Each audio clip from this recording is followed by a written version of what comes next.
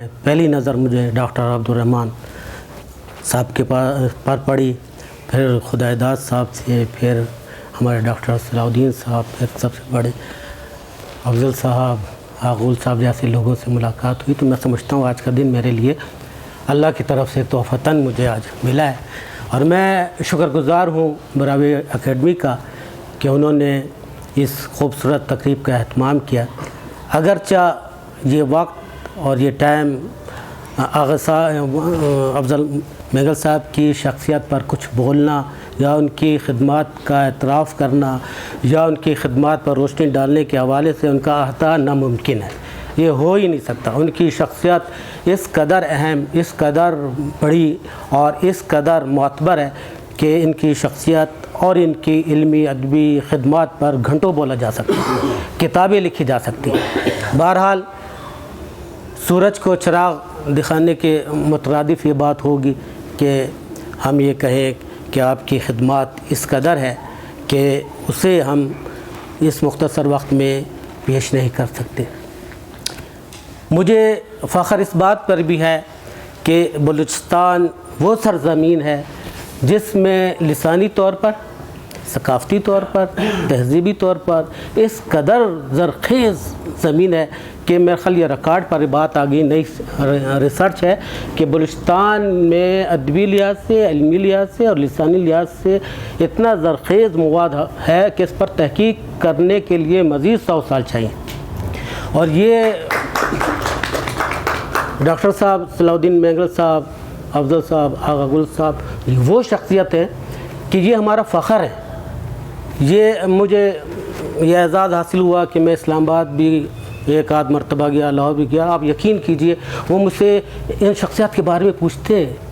हाल अहवाल करते, आगा साहब का क्या हाल है, सलाउद्दीन साहब का क्या हाल है, अफजल साहब का क्या हाल है। तो मैं कहता हूँ यार हम वो पाकिस्तान के उस कोने में बैठे, लेकिन कितने खुश नसीब ये शख्सियात हैं कि इनका नाम वहाँ तक पहुँचा हुआ है। तो जैसे कि मेरे पेशरो साथियों ने कहा कि अफजल साहब की शख्सियत में शफ़क़त, मोहब्बत और इस कदर है कि उसे हम बयान करते हुए खुशी महसूस करते हैं। इसका अंदाज़ा मुझे इस बात से हुआ कि हमने एक बलूचिस्तान राइटर गिल्ड बर्ग के ज़ेर एहतमाम एक अज़ीज़ मेंगल की याद में एक रेफरेंस रखा। तो मेरी ख्वाहिश थी कि मैं उनके करीबी किसी दोस्त को बुलाऊं। तो आगा साहब का मेंगल साहब का नाम मेरे जहन में था, तो मुझे बताया गया वो नहीं आएंगे क्योंकि वो बहुत मसरूफ़ है। लेकिन आप यकीन कीजिए मैंने एक फ़ोन किया और आपने हमारी उस छोटी सी तकरीब को रौनक बख्शी, जिसका मैं इनका तहे दिल से मशकूर हूँ। फिर अगर बलूचिस्तान के हवाले से बात की जाए कि जितनी ज़बानें बलूचिस्तान में बोली जाती हैं शायद पूरे इस खत्े में नहीं बोली जाती, और ये जो नत रंग हैं और जो खुशबू है अदब की, उसे रोशनास कराने की ज़रूरत है। ज़रूरत इस बात की है कि हम, जैसे ज़फ़र भाई ने कहा और हमारे दूसरे दोस्तों ने कहा, कि हमें अब एक कदम और आगे बढ़ना चाहिए। हमें बरावी अदब के हवाले से, बलूची अदब के हवाले से, पश्तो अदब के हवाले से, और यहाँ पर सिंधी अदब भी है, यहाँ पर सराइकी अदब भी है, हज़ारगी अदब भी है,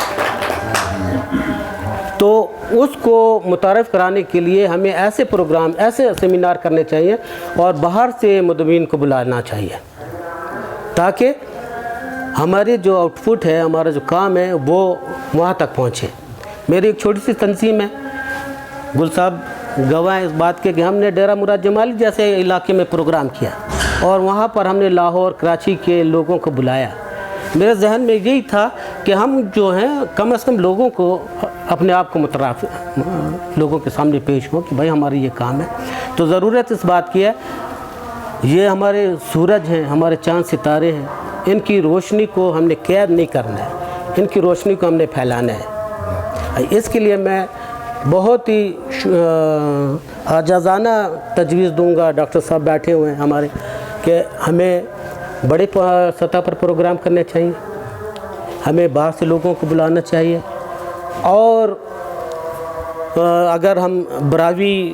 ہمارا ابلاغ کا ذریعہ ہے تو مجھے بڑی خوشی ہے، ظفر صاحب بھی محبت ہیں، میرے افسانے بھی شائع ہوتے، تو وہ جب مجھے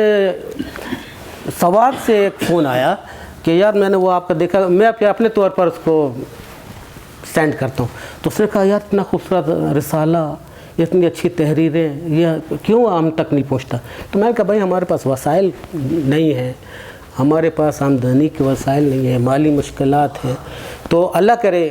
آج ہم یہ دعا بھی کرتے ہیں کہ اللہ تعالیٰ ہمارے وسائل پیدا کرے، ہمارے لیے آسانی پیدا کرے تاکہ ہم اپنی صلاحیتوں کو برقرار لا سکیں۔ آپ سب کا بہت شکریہ۔